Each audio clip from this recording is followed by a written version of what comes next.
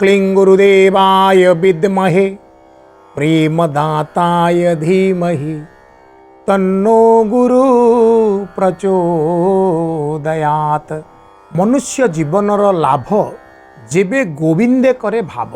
ये गोविंद शब्द को गो शब्द को जदि आम इंद्रिय अर्थरे ग्रहण करिबा तेबे जैन संस्कार रे याकु कुहा जाए निग्रंथ हवा, अर्थात सकल इंद्रिय मानकर आसक्ति को संपूर्ण त्याग करि देई निजको शून्य करिदबा एवं सही पथरे अग्रगामी हुई कैवल्यानंद प्राप्त हवा, केवल स्थिति को प्राप्त हवा, जीन स्थिति को प्राप्त हवा। ये होची मानव जीवनर लक्ष्य बा उद्देश्य। यही संपर्क रे मुनिराज गोटे सुंदर कथावस्तु उपस्थापन कले सत्संग। जड़े रजा थांती, गोटे सुंदर हीरा खचित मुद्रिका से अंगुली रे परिधान करथिले। स्नान करने को जाउचंती, कोठी रखिबे राजपुरोहित को देले। राजपुरोहित मुद्रिकाटी निज अंगुली रे पिंधि देले एवं समय अंतर रे रजा स्नान करी चली जाइचंती। ये भी निज घर को चली आसिले। घर को चली आसीचंती तहियार दिन जेतेबेले बाहरुचंती राजनर उद्देश्य रे से देखुचंती हाथ रे मुदीटी नाही। बड़ विकल ही पड़ले। रजांग जिनिस रजांग जदि फेरा न जाए ताहले जीवन प्रति विपद अच्छी, मान सम्मान सबकिछि हानि हब। से बड़ व्याकुल हबाकू लगे। कौन करिवे न करिवे एई द्वंद्व भितर अछंती। शुणिले जे मुनिराज आसीछंती अन्यान्य शिष्यवर्ग मानक सहित नगर निकटवर्ती जंगल रे अछंती, सत्संग करुचंती। मन भितर विचार आसिला, मुनि माने दिव्य द्रष्टा, आगत भविष्यत सबू जानती, तेणु मुद्रिकाटा कोठी हजिगला मुनि कहीदे पारिबे। राजपुरोहित एक कथा भाबी धीरे धीरे धीरे धीरे जाई सत्संग स्थान रे पहुँचिले। सत्संग चली। मुनिराज बड़ सुंदर उपदेश दौरान। ता भितर गोटे लोक पशिव कह मो मुदीटा हजि जाइए कौटी अच्छी कह, कथाटा ठीक लगनी। तेणु राजपुरोहित तांकर जो चित्तचांचल्य अच्छी मनटा टिके विचलित हो जाइए। सी बसी पारुना सत्संग रे। सत्संग आ मुनि से तांकर चतुर्पार्श्व मंडल काटिबा को लागिले, बुलिबा को लागिले, प्रदक्षिण करने को लागिले। कि समय बीतीगला। द्विपहर समय समस्ते प्रसाद करने को जेजा जेजा जगह को पलैले। कारण जैन साधु माने सिद्ध माने सूर्य बुड़ीगला आउ अन्न जल स्पर्श करती ना।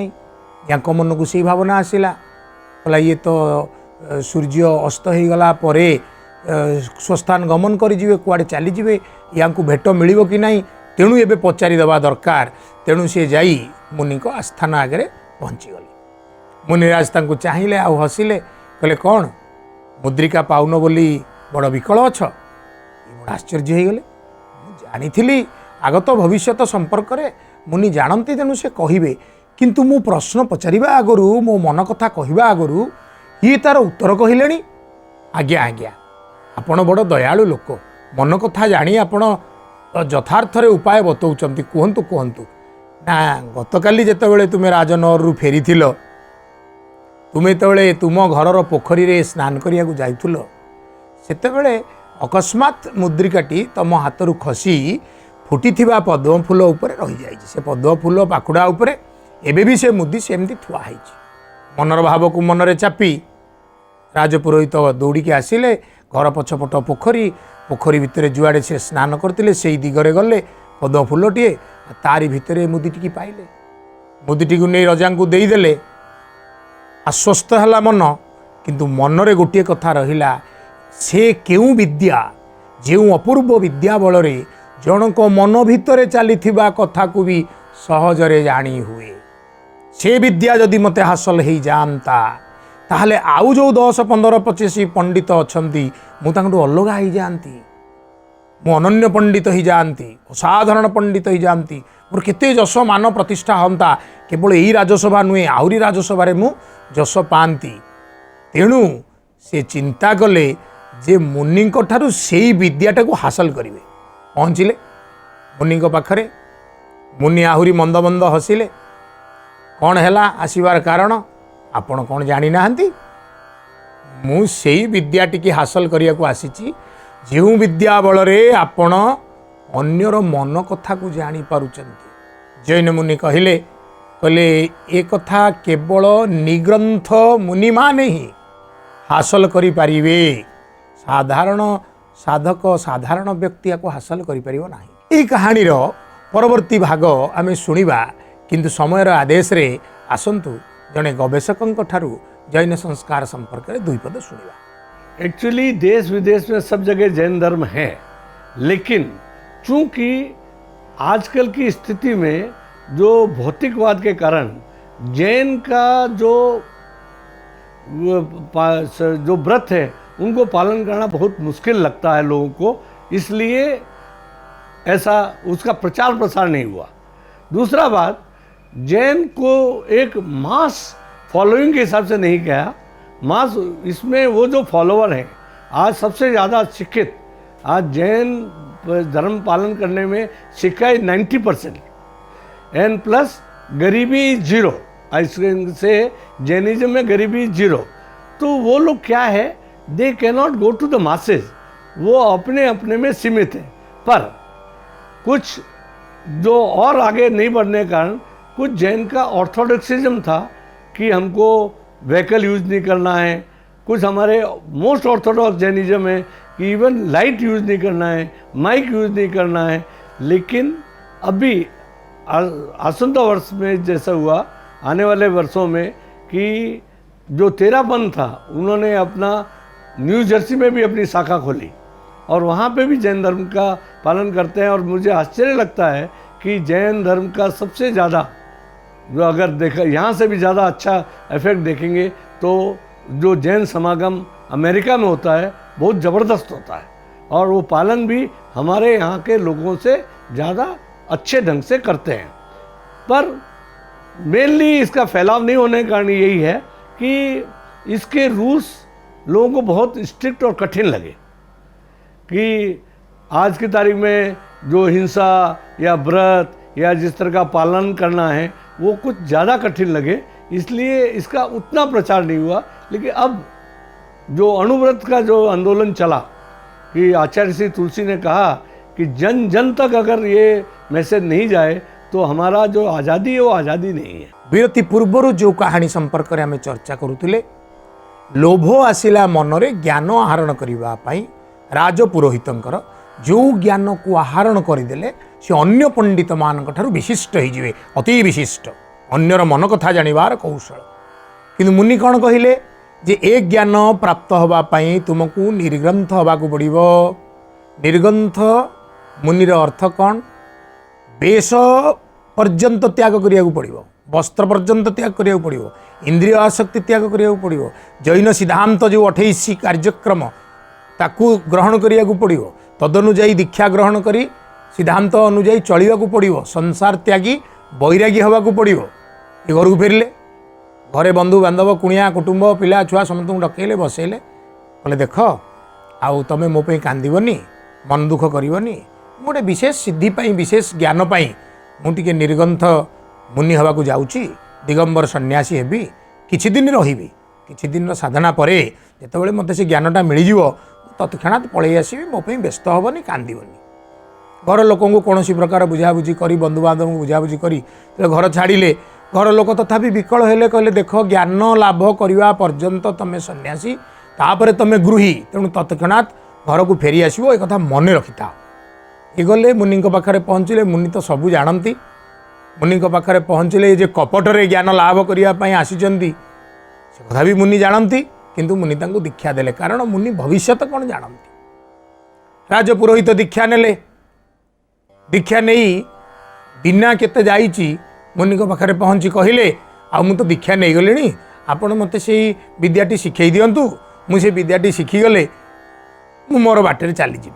मुनि हसी कहले से विद्याटी कौन सेमती शिखई हम, से विद्याटी शिखेवाई हेले तुमको सम्यक दर्शन, सम्यक ज्ञान, सम्यक चिंतन, सम्यक आचरण, ये जो जैन सिद्धांत रही से सिद्धांत गुड़ी को कठोर भाव में आचरण करिया को पड़िबो।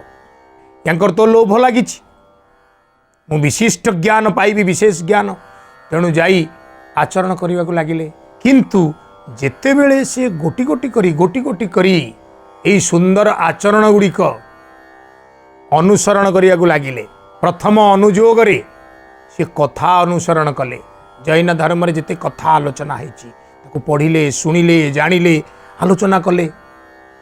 द्वितीय अनुयोग करण अनुयोग से मनरे सूक्ष्म भाव जाग्रत है, से जैन संस्कार सूक्ष्माति सूक्ष्म तत्व को ग्रहण करने को लगिले। तृतीय अनुयोग चरम अनुयोग, ये चरम अनुयोग रे जहाँ से सूक्ष्मादि सूक्ष्म तत्व ग्रहण कले ताकू जीवन रे क्रिया कले, क्रिया रे परिणत कले। चतुर्थ अनुयोग दिव्य अनुयोग, ये क्रिया वा कर्म करने द्वारा तांकर दिव्य सिद्धांत मन मध्य जाग्रत है, दिव्य अनुभव आसला। ये दिव्य अनुभव टिक तो साधनार फल।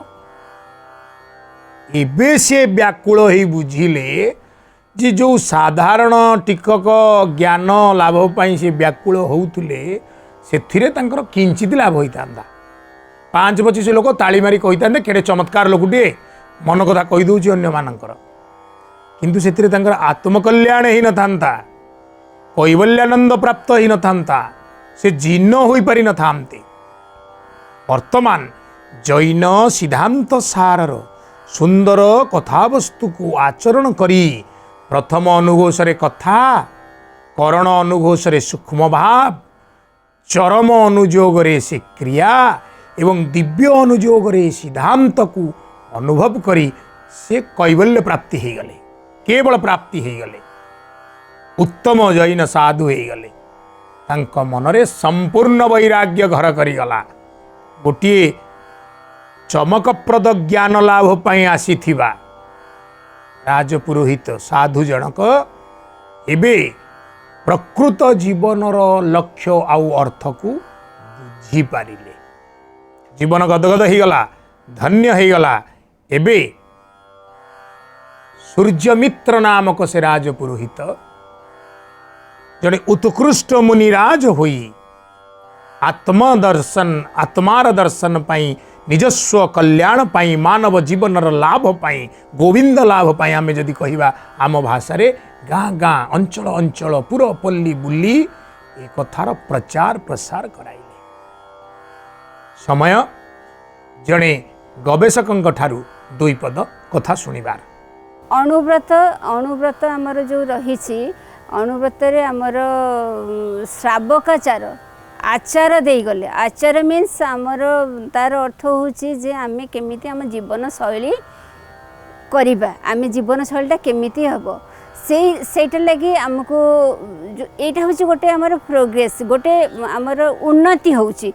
केमिति उन्नति होची मु एई श्रावक स्तररू, श्रावक माने जो माने शुणी शुणी करी जानती, क्या को शुणती जे जिन मान को शुणती, जिन मानकर दीक्षा शिक्षा एटा शुणिकी से माने मन रखी तांको जीवन रे सेटा को प्रतिपालन करती, ताकू आमे कहू श्रावक। श्रावक स्तर श्रमण स्तर रे पहुँचवा लगी से जो यात्रा, से मोक्ष प्राप्तिर जो लक्ष्य, सेथिपई महावीर पूरा पथ परिष्कार कर जाइछंती। अनुव्रत रु आरंभ करी आमर महाव्रत रे पहुँची। आमर अनुव्रत रे कौन रहिला? सत्य अहिंसा, सत्य अस्त्य ब्रह्मचर्य अपरिग्रह रहिला, देशवासिका व्रत रहिला। जो 12टी द्वादश आचार से देगले श्रावक मान पई।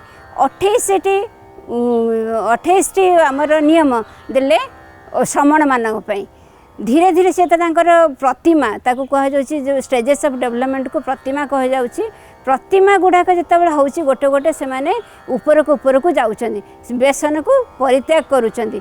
हे से माने श्रमण स्तर रे पहुँचन्ति। श्रमण स्तर रे पहुँची से माने एक शेष स्तर को उपलब्धि करूछन्ति। ताकू आमे कहूचे जे से माने संतरा कहूचे। संतरा कहूचे इच्छा मृत्युटा वर्तमान आमर सेटा सारा आमर देश रे सेटा प्रतिष्ठित हो जाइए। सेटा को गवर्नमेंट आमर मानि नहीं। तो से लगी सेटा गोटे धर्म भावनाटा गुरु बोली आमे जहाँ मानिचे से तांको समर्पित होई आमे आगो को आगे जाई परिबा। साधारण सिद्धांतटिए साधारण रकत मांसर शरीर पाइथिबा मनीष को देवतारे परिणत करिदिए। तेणु जैन तीर्थंकर मानक मध्यरे पार्श्वनाथ मध्य देवता रूपरे परिगणित हुअन्ति, पूजित मध्य हुअन्ति।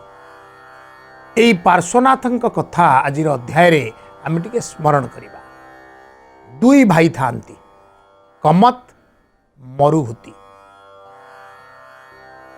जमी जमा को नहीं, घरर संपत्ति को नहीं मनमालिन्य उपजिबारु बड़ भाई मरुभूति उपरे रागिगले। द्वेष क्रोध लोभवशत विराट पत्थरटीए नहीं तांको छाती उपरे कचिदेले, मरुभूति मरीगले। तेणु मरुभूतिंकर जो जीवन चलीगला परवर्ती पर्याय रे कर्म अनुसारे ए कमत हेले गोटे विषाक्त सर्प आउ मरुभूति गोटे हाथी होई जंगल भितर जन्म लाभ कले। किंतु द्वेष तुटिनी, संस्कार जन्मरु जन्म व्यापी थाए। तेणु ए कालनागटी हाथी को जंगल भितर पाइबा क्षणी द्वेषवशत दंशन कला ताको मारिदेला।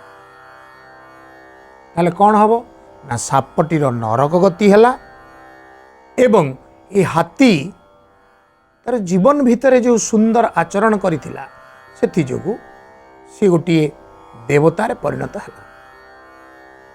किछि दिन उपरांते देवलोक भोग सरिबारु विद्याधर नामक जड़े व्यक्ति हुई धराधामरी जन्म नेले। से लोकटी बा कामत भाईटी से पुणी साप ही जन्म नेला। विशाल साप विद्याधर बैरागी हेले, सन्थ हेले, मुनि हेले, तपस्या करुचंती। विशाल साप तांकु गोटा गिळीदेला। सापर पुणी नरक गति है। नरकरे तांकु हस्त पद छेदन नाना प्रकार विषाक्त जीव मानक द्वारा दंशन इत्यादि पीड़ा दिगला। एपटे विद्याधर उत्तम साधु होइथिबारु पुणी देवपद प्राप्त हेले। भल करी शुणुता, ये जो सापटी पुणी नरक गति पाई जंगल भितरे गोटे भील होई जन्म है, किंतु देवत्व को भोग करी वज्रनाभि नामक रजा रूपरे सान भाई मरुभूति जन्म नेले। किछि दिन गला वज्रनाभि उत्तम तपस्वी रूपरे बैरागी रूपरे कहीं बारंबार कह जाउची संसार ये रजा होते हठात बैरागी हेले ना। आमर जो चारि अवस्था कथा कह जाइछि सनातन चेतनारे, से चतुर्थ अवस्थाटी सन्यास बा वैराग्य रही।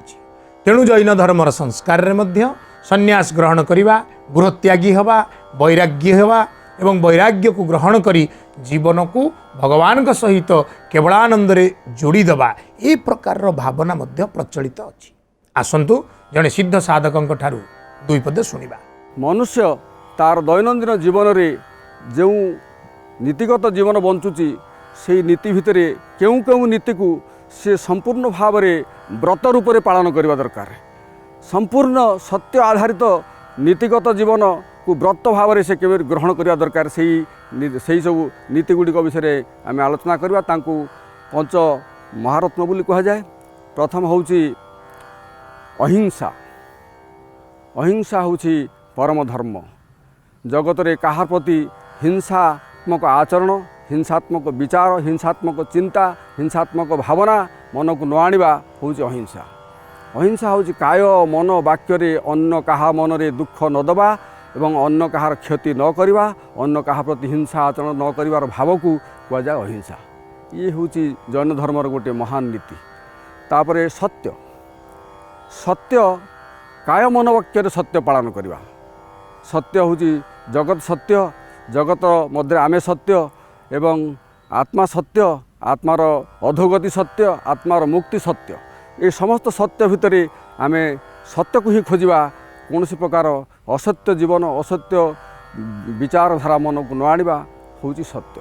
तेणु सत्य होउची जैन धर्मर विचारधारा भितर एक महारत्न विचारधारा। तापरे आसुची अस्तेय। चोरी न करिबा, पर धन प्रति आसक्त न हवा काय मन वाक्य आम चोरी न करूँ किंतु मन भितर चोरी कर विचारधारा आनिबा अस्तेय नुहे ताहा स्तेय तेणु काहारी द्रव्य को तार बिना अनुमति पाइबार चेष्टा बा विचारधारा बा इच्छा बा पाइबार कार्य या कहुए अस्तेय या कहुए स्तेय ये प्रकार विचारधारा को मनरू सब दूरेबा अस्तेय जीवन यापन करवा ये हूँ गोटे तृतीय विचारधारा। चतुर्थ विचारधारा हूँ अपरिग्रह जहाँ जैन धर्मर गोटे महान आदर्श आज प्राय 2500 वर्ष अधिक समय बीती जाइए महावीर जैनकर से बाणी से जो प्रदर्शित मार्ग आज 2500 वर्ष अधिक समय बीती जाइए आम आज भी देखुचु जे जो माने जैन धर्मर दिगंबर माने जो माने उलग्न ही बिना वस्त्र जगत में विचरण करुछंती एवं जैन धर्मर वार्ता को प्रचार करुछंती से माने एभली कि गोटे वस्त्र पाई तांको मनरे कौन से आग्रह नहीं निजर बोली किसी तांकर नहीं। गुरु वंदनारे दुई पद गुरुदेव मोर कहती गुरु हो किए बड़ किए सान आमे सबुबले निजकू अन्यमानंक ठारू बड़ भावे अन्यमानंकू आम ठारू सान भावे ज्ञान रे धन रे प्रतिष्ठा रे आमे सबुबले मन मन विचार करे जे मु अन्यमानंक ठारू बड़ अमुक हा सी गोटा कौन सी अत्यंत तुच्छ। गुरुदेव लिखुचंती जाणुछ शुणुछ माया लगाउछ वैराग्य मनरे न आसू सेथिपाई ये होची माया ईश्वर रचित माया सबु तो तुमरी दान गुरु हो किए बड़ किए सान कृपा कर गुरुदेव ए माया टिकक कटि जाऊ मनरे वैराग्य रहू संसार रे भलरे चली मु भल मनीष होई आपणक पदरज को मु प्राप्त होई पारे एतिकी प्रार्थना सह आजिर वाणी को एठी विराम दउची। ओम गुरवे नमः।